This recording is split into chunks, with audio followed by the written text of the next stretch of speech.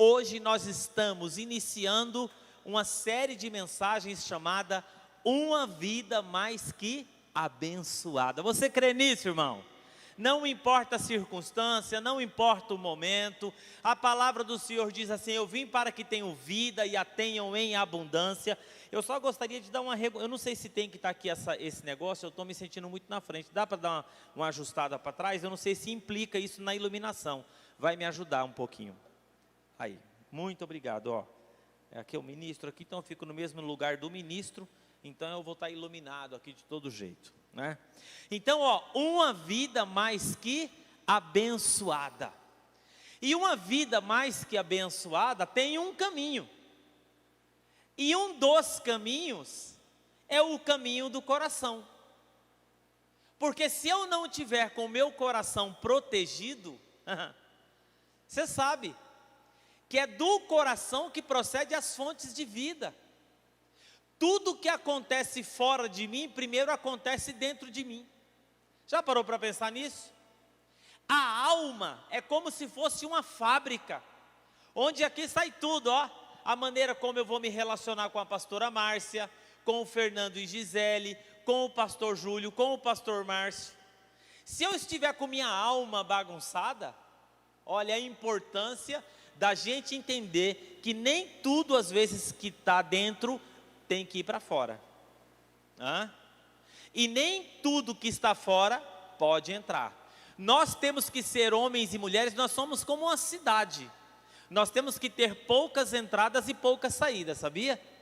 Porque se eu tenho muitas entradas e muitas saídas, eu não vou ter como controlar. Agora, se eu tenho só uma porta de entrada e uma porta de saída, fica mais fácil controlar aquilo que entra e aquilo que sai. E o texto da minha reflexão hoje de manhã é Provérbios 4, 23. Acima de tudo, guarde o seu coração, pois dele depende toda a sua vida. E o tema da minha reflexão hoje de manhã é: mantenha o seu coração protegido. Você sabe muito bem que nesse mundo é bastante comum, é muito comum, exaltarmos e admirarmos as pessoas pelo que elas possuem e pelo que elas fazem, e não de fato pelo que elas são. Sim ou não? Olha as redes sociais, você vê como que é. Nossa, você viu esse cara aqui? Ele tem 300 mil seguidores. Aí você fala: oh, que cara, né? Então a pergunta é: quem é você? Quem é você? Na ótica do mundo, na ótica da sociedade, nós somos tentados a responder essa pergunta da seguinte forma: quem é você? Eu sou professor. Quem é você? Eu sou cozinheiro. É comum as pessoas responderem assim. Quem é você? Eu sou funcionário daquela indústria, entre outras maneiras. Entretanto, não é isso que nos define. Porque essa maneira que nós respondemos: quem eu sou? Eu sou ministro de louvor. Isso é um papel, isso é uma função, dentro de um sistema. Que sistema? O sistema eclesiástico. No sistema eclesiástico nós desempenhamos papéis. Eu sou pastor, você é ministro de louvor, essa menina que está sentada aqui, ela é técnica na câmera que me enquadra aqui, para tentar levar para você o quê? A melhor maneira de você receber essa mensagem. Eu não consigo, é ela que, com a ciência dela, e junto com um monte de gente que está nos bastidores aqui agora, pelo menos uns 8 pessoas, somente pensando nisso agora. Não é isso que nos define. O que é que nos define? O que me define é: eu sou um filho amado de Deus. Essa é a nossa verdadeira identidade. Quem eu sou? Eu sou um filho amado de Deus. O que me torna extraordinário, o que torna você extraordinário, o que torna qualquer pessoa extraordinária, é o fato dela pertencer à família de Deus, e absolutamente nada mais é capaz de definir a sua relevância e valor como essa realidade. Em outras palavras, não existe nada nesse mundo que pode me tornar maior do que eu já sou. Eu sou quem? Eu sou um filho amado de Deus. Por quê? Por mais que a sociedade possa me definir com um papel, eu sou o pastor da igreja do Nazareno Central de Indaiatuba. Um dia esse papel vai passar. Um dia o advogado deixa de ser advogado. Um dia um juiz deixa de ser um juiz. Um dia um ministro de louvor, ele deixa de ser ministro de louvor, vai ser outra coisa na casa de Deus. Um dia um engenheiro deixa de ser engenheiro, não é assim? Papel tem prazo de validade. Então, quando o nosso coração tem a convicção de quem realmente somos, mas o coração tem que estar convicto, temos a certeza de que o nosso tesouro está nas mãos de Deus, amém, irmão? Se eu tenho essa convicção, se eu tenho essa certeza, bom, primeiro que eu não vou me relacionar baseado em papéis, porque se você quiser saber o segredo do fracasso de qualquer pessoa na vida, é ela se relacionar fundamentada em papel. Você sabe com quem você está falando? Gente que se relaciona através de papel, ela se comunica assim. Porque o papel dela define as outras pessoas como inferior a ela. E pior, pessoas que se relacionam através de papéis, ela vai olhar para uma outra pessoa e ela vai se sentir pequena, porque ela fala assim, quem sou eu? Eu não sou ninguém. Por quê? Porque ela não sabe quem ela é. Então olha só para você ver, nós temos a convicção de que o nosso tesouro está seguro nas mãos de Deus. Da mesma forma, se reconhecemos o nosso maior tesouro, nós possuímos o selo da salvação e a presença do Espírito Santo em nós. Então, certamente, o nosso coração se manterá sadio e protegido. Amém, irmãos? O nosso maior desafio é manter o nosso coração nessa verdade inabalável. E aí nós precisamos cuidar. Porque por mais que nós saibamos que eu sou um filho amado de Deus, eu posso de repente deixar o meu coração desprotegido. Eu posso. Se descuidarmos do nosso coração, corremos o risco de contaminá-lo com pensamentos ruins, sentimentos ruins que podem acabar nos levando à obstrução das artérias espirituais.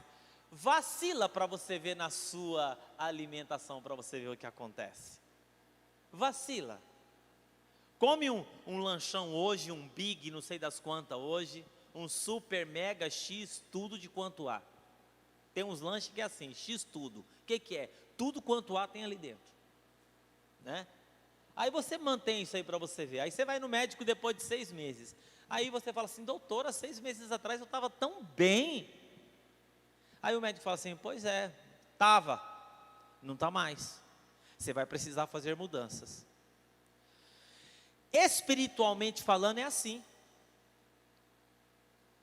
Se a palavra de Deus fala assim, de tudo que você tem que guardar nessa vida, guarda o seu coração, significa que tudo espiritualmente vai depender disso. Então as artérias espirituais podem estar o quê?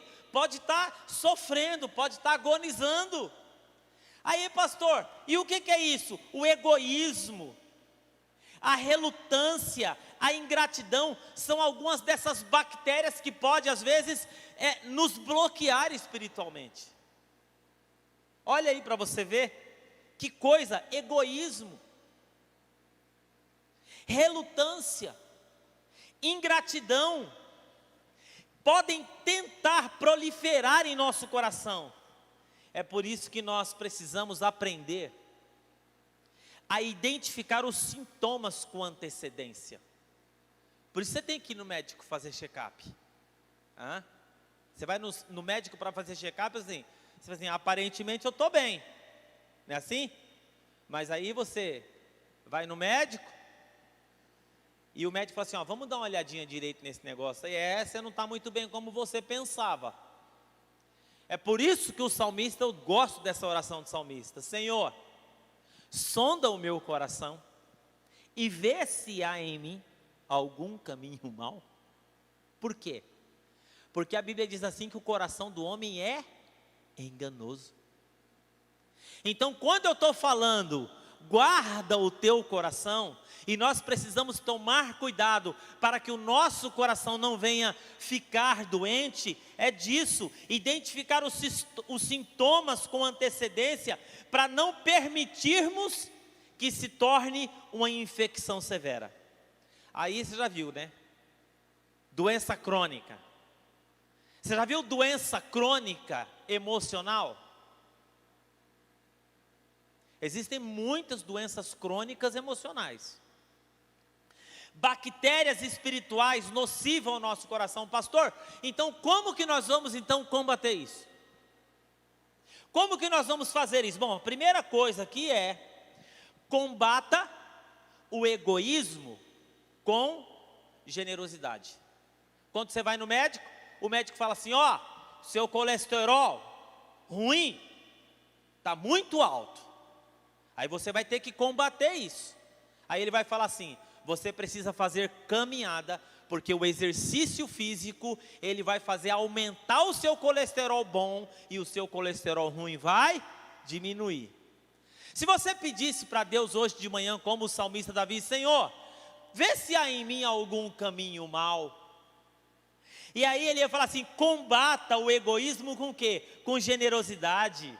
Olha aqui: há quem dê generosamente e vê aumentar as suas riquezas, outros retêm o que deveria dar e caem na pobreza. O generoso prosperará, quem dá alívio aos outros, alívio receberá. Você pode aplaudir o Senhor em nome de Jesus? Você que está em casa, olha aqui o que é a palavra. Isso é um princípio fundamental para a gente manter o nosso coração saudável. O generoso prosperará. Nós estamos falando de uma vida mais que abençoada. Quem dá alívio aos outros, alívio receberá. Esse princípio, a prática da generosidade, deixa eu dizer uma coisa para você, querido. Se tem uma coisa que sai facilmente das nossas agendas em tempos de crise, é a generosidade. Isso é a primeira coisa que sai da nossa agenda em tempos difíceis. Ah, eu não estou tendo tempo para ninguém. Falta de generosidade. E aqui eu não estou falando só de dinheiro, estou falando de dinheiro também. Porque eu estou falando de uma vida mais que abençoada. E a generosidade, ela pode ser expressa em todas as áreas e campos da nossa vida. Você pode expressar a sua generosidade na mordomia da família, a sua generosidade na mordomia dos dons, na mordomia da vida e na mordomia dos bens. Em tempos de vaca magra, a nossa tendência é nos tornarmos mais egoístas. Nós chamamos de precaução. Ah, você sabe, né, gente? Tem que ter precaução. Nós não chamamos de mesquinhez. Às vezes a mesquinhez ela confunde com precaução. Eu não posso dar, eu não posso ajudar em tal coisa, eu não posso ajudar tal pessoa, o momento não permite. No momento das vacas magras, a primeira coisa que sai das nossas agendas, infelizmente, é a generosidade. Um pastor americano, ele escreveu um livro chamado Como Ser Rico. Aí ele estava falando de uma vida plena, uma vida completa, sobre saúde. Ele estava falando sobre saúde mental, saúde emocional, saúde física, e ele estava falando sobre isso. E esse livro é interessante, eu achei fantástico. Ele apresenta dois grandes problemas relacionados à riqueza quando o assunto é riqueza. Ele diz o seguinte, que o problema, a grande maioria daqueles que são ricos não se consideram ricos. Esse é o problema da riqueza. Esse é o problema da generosidade. Esse é o primeiro grande problema, que gente que é rica não se considera rica.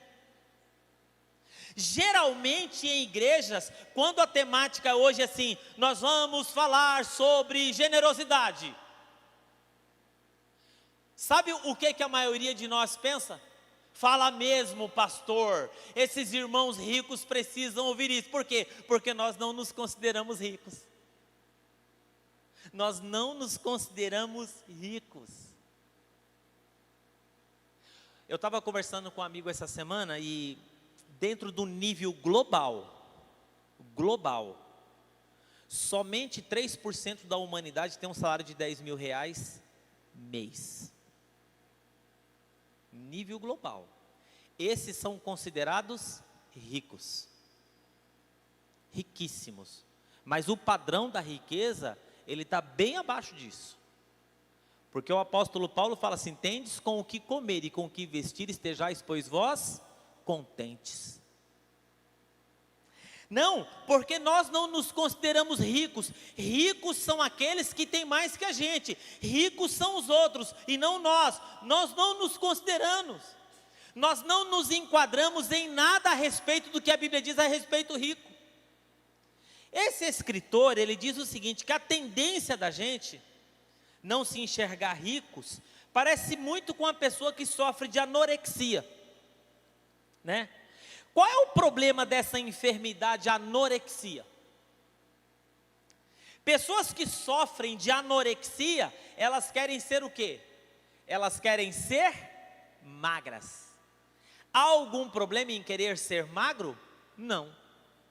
O problema é quando eu já sou magro, eu me olho no espelho e eu me enxergo gordo.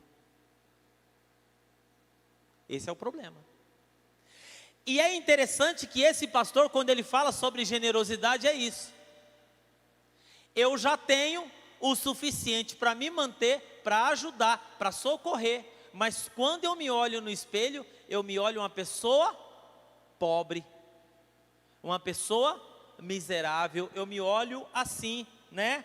E aí, é interessante, Deus abençoa aquele que dá com as motivações certas. No entanto, isso não se trata do que nós podemos receber de volta. Olha só para você ver, mas saber o quanto que possuímos que vem de Deus. Você precisa entender que Deus nos chamou para sermos reservatórios das suas bênçãos, até transbordarmos para todos à nossa volta. Louvado seja o nome do Senhor, amém, irmão? Você é reservatório, irmão. Você não é uma represa que tudo que chega fica, tudo que chega fica. Ontem eu fiquei assim fascinado, irmão, está acontecendo um mover de Deus no meio dos nossos jovens. Eu assisti o culto de casa ontem. Meninos aqui que são nessa igreja há anos, de repente eu subi aqui, vi Camille aqui, que ela veio fazer intercessão e em vez de interceder, pregou. A menina, que bênção.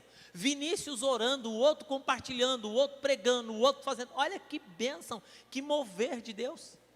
Que coisa linda. A generosidade mantém o nosso coração sensível à voz de Deus, as necessidades e oportunidades do reino, e não apenas nas nossas vontades e necessidades. Generosidade nos leva a olhar para fora e não olhar para dentro. Segunda coisa aqui para você manter o seu coração protegido. Então olha para a pessoa que está do seu lado aqui na igreja e fala assim: seja generoso, proteja o seu coração. Você que está em casa me acompanhando agora, vamos mandar agora uma onda de profecia aí no chat. Você escreve assim, ó: seja generoso, eu vou ser generoso, eu vou proteger o meu coração, porque Deus tem me sustentado. Seja generoso, irmão. Um bolo de fubá e uma garrafa de café e 2 horas da sua vida não vai te destruir, não. Não vai te matar, não, irmão. Mas é o coronavírus. Não vai te matar, não. Vai lá na casa da pessoa que você sabe que está sozinha, põe a sua máscara, senta 2 metros de distância, fala: ó, eu vim aqui te ver, como que você está tudo bem com você? Não mata você, não. que custa isso? Custa vencer às vezes a dureza do coração, né? Então, seja generoso. Segunda coisa aqui que eu quero falar com você: combata a relutância com alegria. Alegria.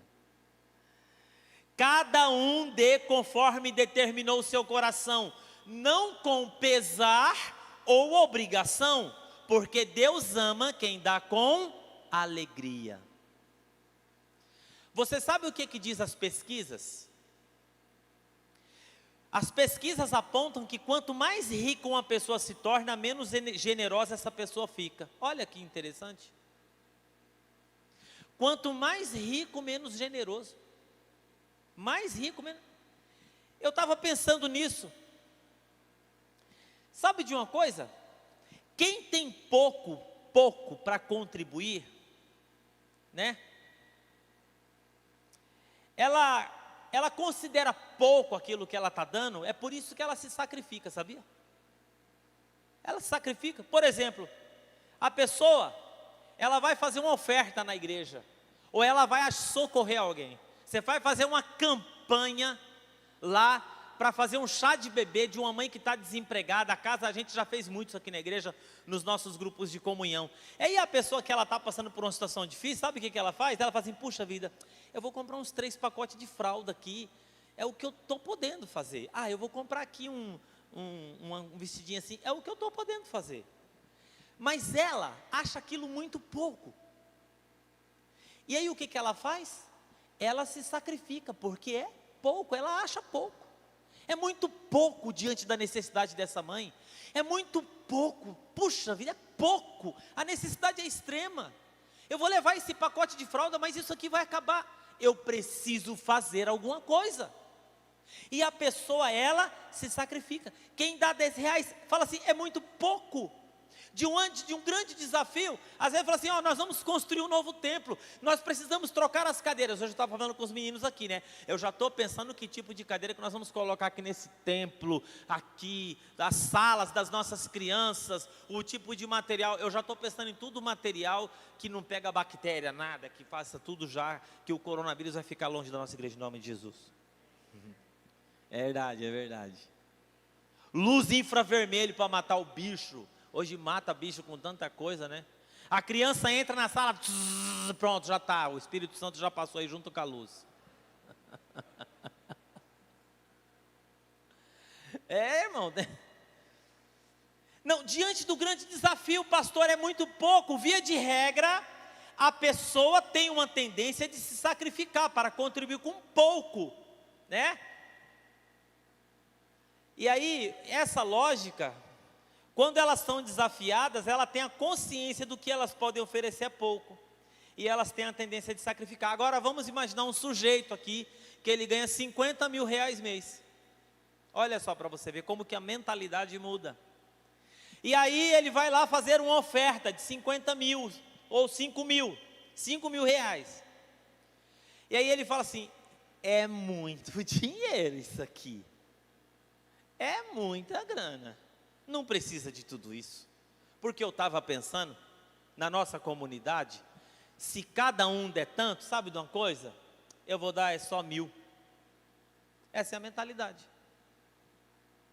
Quanto mais tem, menos generoso nós ficamos. Quanto mais temos, mais relutante nós ficamos. Já aconteceu de Deus lhe pedir para entregar algo e você relutou? Você está relutando com o que nesse momento com Deus? Você já parou para pensar que Deus às vezes pede para a gente fazer algumas coisas e nós não fazemos? Você já parou para pensar que Deus às vezes pede para você fazer alguma coisa na sua relação e você não faz? Você já parou para pensar que Deus às vezes pede para você fazer alguma coisa lá dentro da sua casa, com a sua família, e você fica relutante, você fala, não, isso aí não, isso tem que ser eles, eu não, eu já faço muito. Já parou para pensar nisso? Quem sabe você possa estar relutando nesse momento, né? Entretanto, há uma tendência natural do coração humano de ser um doador, mas um doador pesaroso. Mas sabe de uma coisa? Você precisa entender isso. Quando decidimos entregar a nossa vida para Jesus, nós recebemos um transplante de coração, irmão. O profeta não falou assim que ia tirar um coração de pedra e colocar um coração de carne? Coração relutante é coração de pedra. Filho que sabe como tem que viver, como tem que honrar, o que tem que fazer pelos pais e não faz, não é coração de carne, é coração de pedra. Esposa que sabe que tem que honrar o marido e não honra, é coração de pedra. Marido que sabe que precisa amar a mulher e não ama, é coração de pedra. É coração relutante. Nossa escolha diária passou a ser, viver e trazer à memória o quanto já somos abençoados. E é a partir dessa mentalidade que o nosso coração se manterá cheio de alegria e paz para contribuir, para amar, para abraçar, para se doar, para tudo. Ontem eu estava lá em casa com a galera de jovens lá, e o pessoal estava falando, né?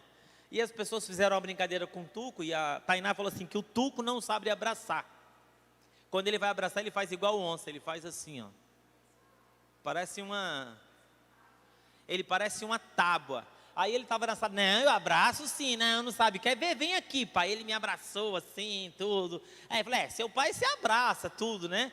Aí eu estava falando para eles, que isso aí chama-se o nosso patrimônio afetivo. O que é o patrimônio afetivo? É a minha capacidade, aquilo que eu tenho para oferecer para os outros. Aí ele deitou em cima do amigo dele, abraçou, cheirou o pescoço do Bruno que estava lá em casa, né? Aí aquela bagunça toda lá. E a Dani estava falando também que tem dificuldade de abraçar. Mas o que é isso? São corações relutantes. Se você não quiser perder o seu patrimônio afetivo,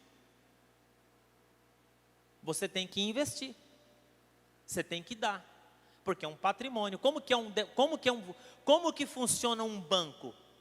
Para você ter, você tem que depositar.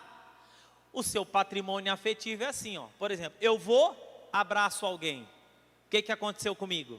Eu recebi um abraço. Agora, nesse tempo de pandemia, é complicado, né? Eu não posso abraçar. Difícil, né? Mas eu vou fazer um exercício aqui agora. Cadê minha máscara? Vou pegar minha máscara aqui. Só para você ver.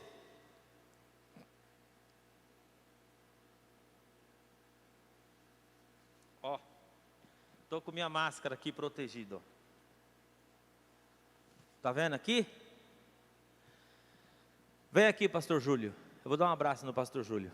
Essa cena é rara hoje em dia, sabia? Você vê? Ó.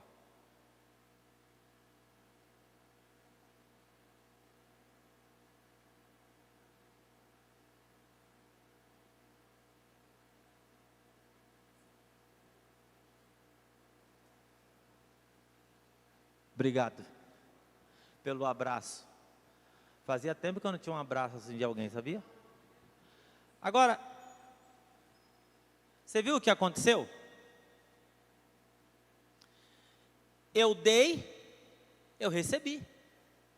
Se eu não dou, eu não vou receber nunca. E se eu não recebo nunca, sabe o que acontece? Eu vou perdendo o quê? A minha capacidade de abraçar. Existem famílias que perderam completamente o patrimônio afetivo. Ninguém se abraça mais. Agora, deixa eu dar uma dica para você aqui. Já que você não está podendo abraçar ninguém na rua, abraça o povo dentro da sua casa lá. Está todo mundo lá, está todo mundo... Vem aqui, gente, vamos abraçar agora, que nós não podemos. Então, tem gente que não sabe abraçar, tem gente que não sabe sorrir, tem gente que não sabe por quê, porque ela vai perdendo essas capacidades. O que nós estamos falando aqui são de capacidades do coração, que nós temos que manter o nosso coração protegido. Então nós não podemos ter o quê? Um coração relutante. Tem gente que tem um coração relutante. A pessoa, ela não abraça dentro da família. Por quê? Porque ela vai achar que ela está se diminuindo abraçando. Ela tem vergonha de demonstrar afetividade. E se ela tem vergonha para mostrar afetividade, ela vai perdendo essa capacidade. E daqui a pouco ela é uma pessoa o quê? É uma tábua mesmo, é uma morta lá, é uma pessoa que não tem nada, seca, seca no coração, seca na alma, seca na mente. Porque uma pessoa que não recebe beijo e um abraço, como que é a cara dela?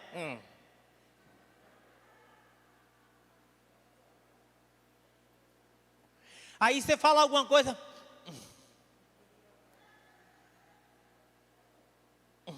pode ver.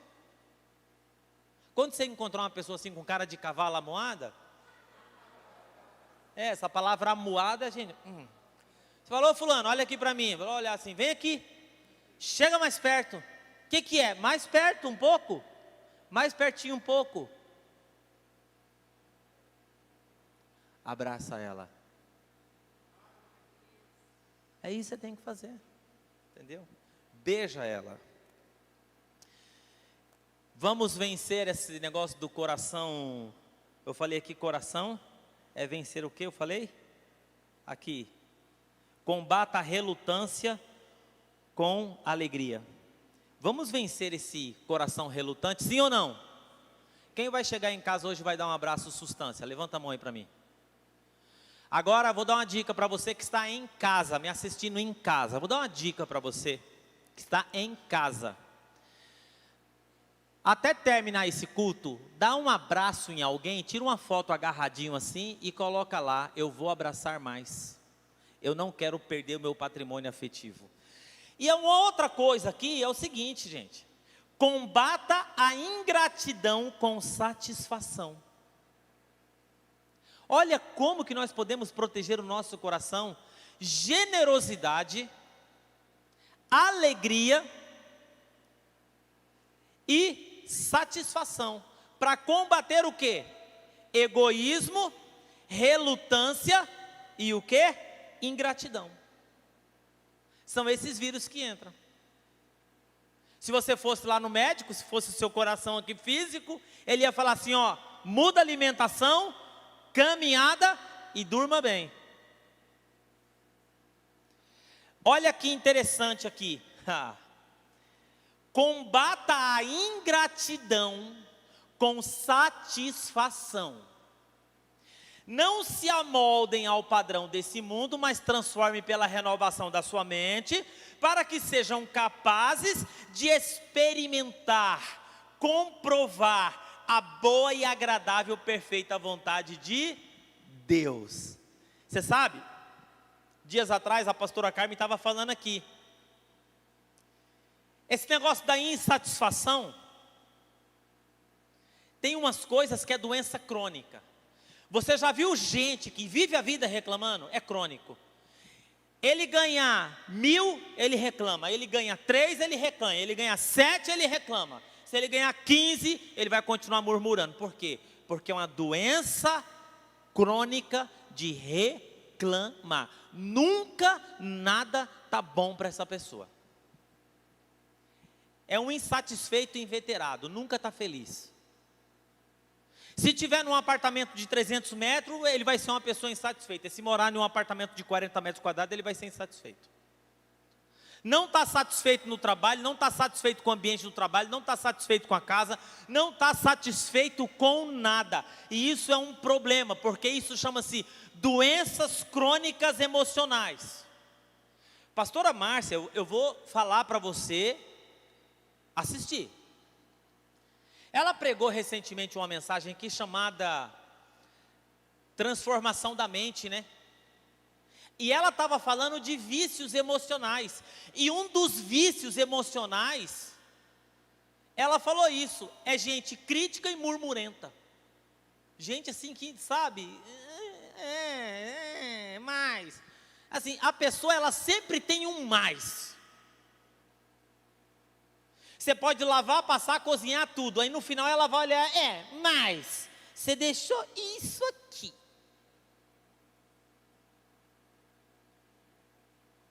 Essa pessoa, ela nunca terá olhos na vida dela para nada do que fizeram para ela, para nada do que o pai fez, do que a mãe fez, do que o amigo fez, do que a igreja fez. Ela nunca terá, ela só terá olhos para aquilo que não fizeram, para aquilo que ela não tem, para aquilo que ela não conquista, para aquilo que ela não faz. É só olhos para aquilo que não, mas para aquilo que existe, ela não tem.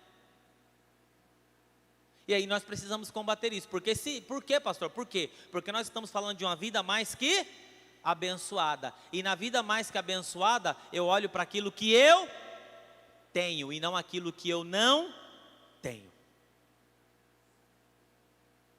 Porque quando eu fico olhando somente para aquilo que eu não tenho, é complicado. E como que a gente faz isso? Fugindo dos pensamentos destrutivos. Como que eu fujo dos pensamentos destrutivos? Irmão, não tem uma pessoa na minha sala que eu entre para me fazer atendimento pastoral, que eu não peço para a pessoa fazer uma relação de 50 motivos de gratidão da vida dela. Porque automaticamente eu já vou começar a mudar o olhar dela. Mas não é só escrever. Eu obrigo ela a escrever e diante do espelho falar. Você vai diante do espelho, você vai 3 vezes por semana ler isso. Eu agradeço, Senhor, pela minha saúde, eu agradeço pelo meu corpo, eu agradeço pelos meus filhos, porque eles não são drogados, eu agradeço pela vida do meu marido, porque é sapo, continua sapo, mas ele é um sapo legal, não virou príncipe, eu esperava, sei lá. Agradeço pela minha igreja, agradeço pela minha casa, agradeço porque eu posso pagar meu aluguel, eu agradeço pelos meus amigos, eu agradeço pelo teu sustento, eu agradeço. Se nós não desenvolvermos se nós não combatermos esses pensamentos relutantes, você vai concordar comigo, sempre alguém é culpado da minha infelicidade. Ou é a empresa, ou é o patrão, ou é a igreja, ou é o pastor Silas, ou é a minha mulher, ou é o meu filho, eu não sei. Alguém sempre é culpado daquilo que está acontecendo comigo. Então fuja. Olha, a Bíblia diz, pois do interior do coração dos homens vêm os maus pensamentos. Olha aqui, irmão. Proteja o seu coração disso. Porque quanto mais você fala, mais você declara, mais isso entra no seu coração. E a boca fala do que o coração está cheio, começa a mudar a alimentação. Começa a mudar aquilo que entra para dentro. Você é reflexo daquilo que você se alimenta. Você encontra uma pessoa que só murmura, só reclama, nunca nada está bom, a vida é uma chatice. Ó céus, ó vida, ó dia. Lembra do leão e da hiena? Não tem uma galera aqui que é mais... Lembra do Hart? Como que era o nome do bichinho? Lipe e Hart. Era o leão e a hiena. Como que era a vida da hiena? Ó céu, ó dia, ó vida. Você é reflexo da sua alimentação. Você só se alimenta de murmuração, você só alimenta de reclamação, você só se alimenta de lamentação. E o que é que a palavra de Deus diz? Tudo que é bom, tudo que é amável, tudo que é de boa fama, tudo que constrói, tudo que edifica, tudo que traz cura, tudo que traz alegria, seja isso que ocupe o vosso pensamento. Aleluia. Aplauda ao Senhor em nome de Jesus.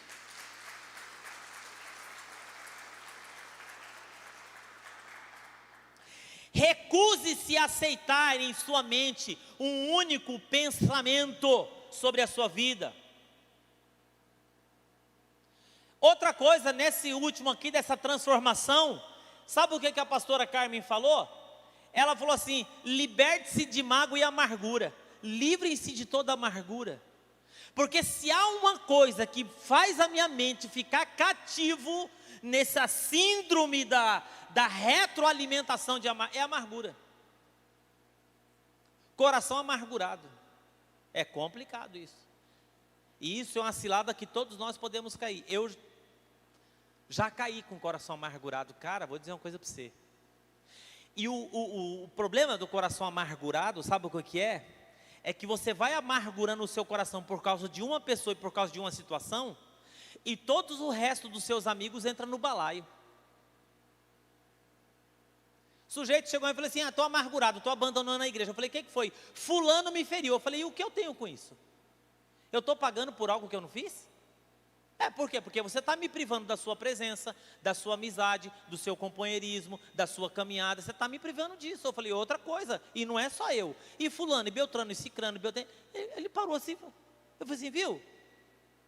Você já parou para pensar o tanto de coisa que você está destruindo por causa de um?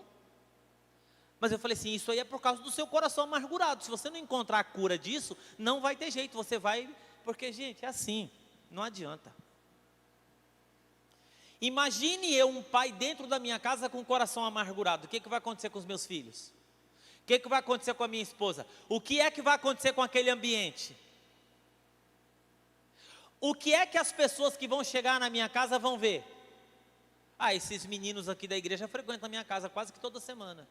Ele sabe como que é, chega lá, eu estou sem camisa lá no sofá, e a minha falou, vai lá, coloca a camisa. Eu falei, senhor, não, essa molecada vê um monte de gente pelada na praia, não pode ver um pastor que tem umas banhas aí, sem camisa? Aí depois eu vou lá, ponho a camisa e tal, mas eles vê lá, a gente brinca, a gente conversa, a gente fala, a gente grita, é isso aí, irmão. Liberte-se da mágoa e da amargura, e tenha sempre uma mentalidade de abundância, mentalidade de abundância, né? Você sabe que uma das coisas para você buscar essa transformação que a pastora Carmen falou, e aqui eu fiz um encaixe aqui que eu achei fantástico, porque eu tinha que aplicar esse versículo aqui, combata a ingratidão com a satisfação. É que a ingratidão, ela está muito ligada a essas coisas que a pastora Carmen falou. Que coisa, pastor? Com isso aqui, ó, peraí, tá aqui, ó, pensamentos destrutivos, mágoas e amargura, e a pessoa não tem mentalidade de abundância. Outra coisa, geralmente a pessoa também, ela procura a solidão. Gente que está com um coração ruim, ela procura a solidão. Ela fala assim, ó, quem se isola busca interesses egoístas e se rebela contra a sensatez. Você sabe que ela falou um negócio muito interessante, que é o seguinte, a solitude é uma bênção. A solitude, a solidão é uma prisão. Solitude é aquele momento que você fala assim, eu quero um tempo aqui para mim. Um tempo aqui para mim ficar de boa, sem preocupar com nada. Já viu aquelas mães que falam assim, eu queria um dia sem filho em casa, sem nada, sem marido, para mim ficar aqui só sentada nesse sofá, com a caixa de chocolate, colocar um filme preferido meu assim, e não ter preocupado com a cozinha, com isso, com aquilo. Já viu? Isso aí é solitude. É solitude. Agora, uma pessoa que fica isolada completamente, a solidão, ela é prejudicial. Então, aqui, nós estamos falando sobre isso aqui, ó. O que é? Combata a ingratidão com satisfação. Seja mais grato pelo seu salário. Seja mais grato pela sua vida. Seja mais grato porque não tem faltado mesmo em pandemia. Seja mais grato pela sua roupa. Seja mais grato pelo seu alimento. Seja mais grato pelos seus amigos. Deixa de ficar ansioso, para com a ansiedade.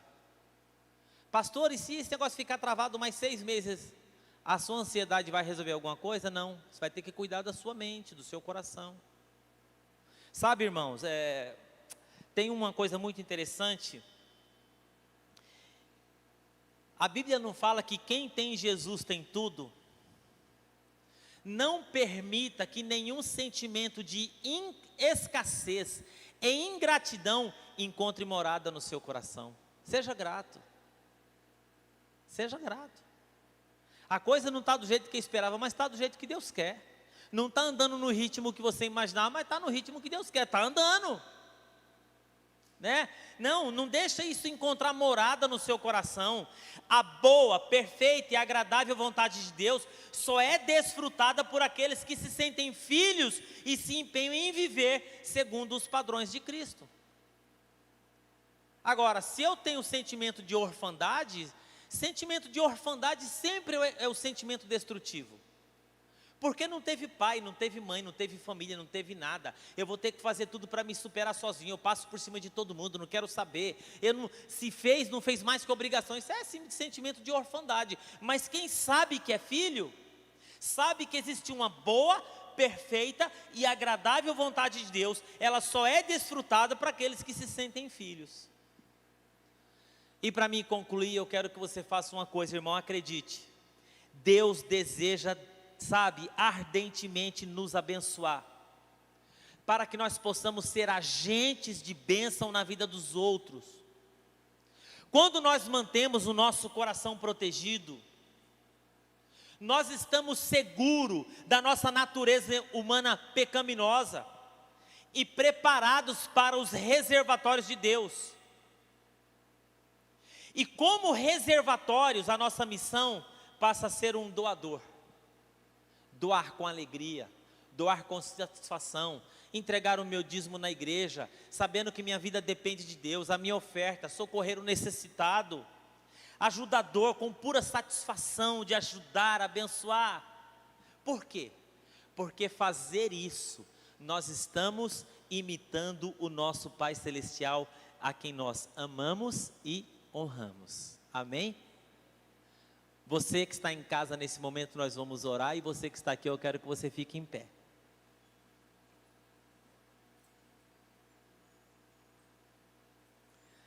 Deixa eu fazer uma pergunta para você. Você já passou por alguma situação e que viveu um dos 3 pontos que eu comentei aqui?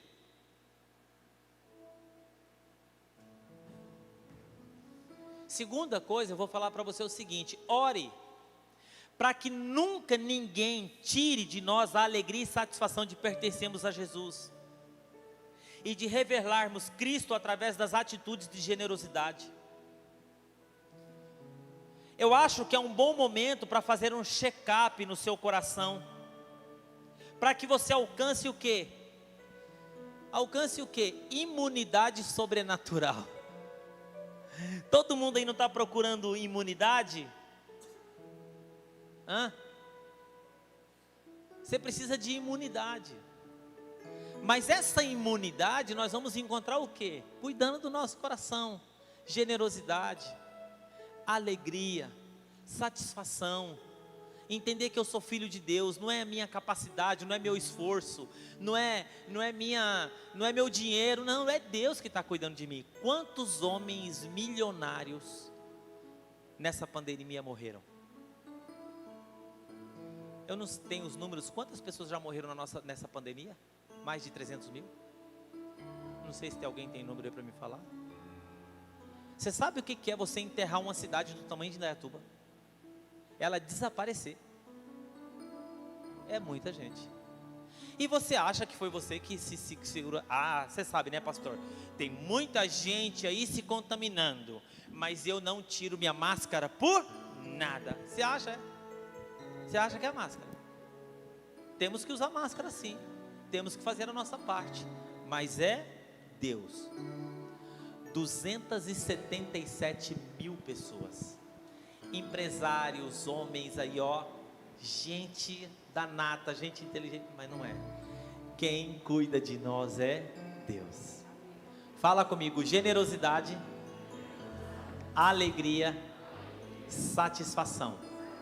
Sabe como que a gente vence isso, irmão? A gente vence o egoísmo, a gente vence a relutância e a gente vence a murmuração e a reclamação. A gente vence isso doando, se doando, acreditando, contribuindo, confiando e olhando que nós somos filhos de Deus e olhando aquilo que nós temos e não aquilo que nós não temos. Vamos orar? Pai querido e amado, nós estamos diante de um tempo em que nós somos levados pelas notícias, pelo mundo, a nos comportarmos de forma muito segura, muito assim, Senhor, preventiva, muito precavida. E às vezes o nosso coração vai sendo levado a não olhar em volta, a não olhar as pessoas que estão com necessidades extremas. Pessoas que estão sozinhas, pessoas que estão isoladas, pessoas que estão em momentos de depressão, sofrimento. nos ajuda a sermos mais generosos, porque é o Senhor que não tem deixado de faltar na nossa casa. Nos ajuda a confiar mais no Senhor, porque nós somos filhos amados de Deus. Nós não somos pessoas desgarradas nesse mundo, que estamos sobre a nossa própria vontade e sobre a circunstância daquilo que acontece nessa sociedade. Nós estamos debaixo do cuidado de um Pai amoroso, celestial, e Ele é poderoso. Ele é poderoso para suprir, Ele é poderoso para guardar, Ele é poderoso para cuidar, Ele é poderoso para prover, Ele é poderoso para nos sustentar. Amém. Nos dá um coração generoso, nos dá um coração alegre, nos dá um coração satisfeito, nos dá um coração inclinado a olhar tudo aquilo que o Senhor tem nos proporcionado, da roupa, o alimento, o ar que respiramos, a proteção total. Senhor, venha nos blindar, Senhor, de notícias, de pessoas, de situações que venham nos levar para baixo e de repente tentar colocar a nossa confiança naquilo que nós fazemos, porque nós não somos aquilo que fazemos, nós não somos a nossa profissão, nós somos filhos amados de Deus. É isso que nós cremos, é isso que acreditamos, e é assim que nós caminhamos e queremos continuar caminhando em nome de Jesus. Aplauda ao Senhor em nome de Jesus.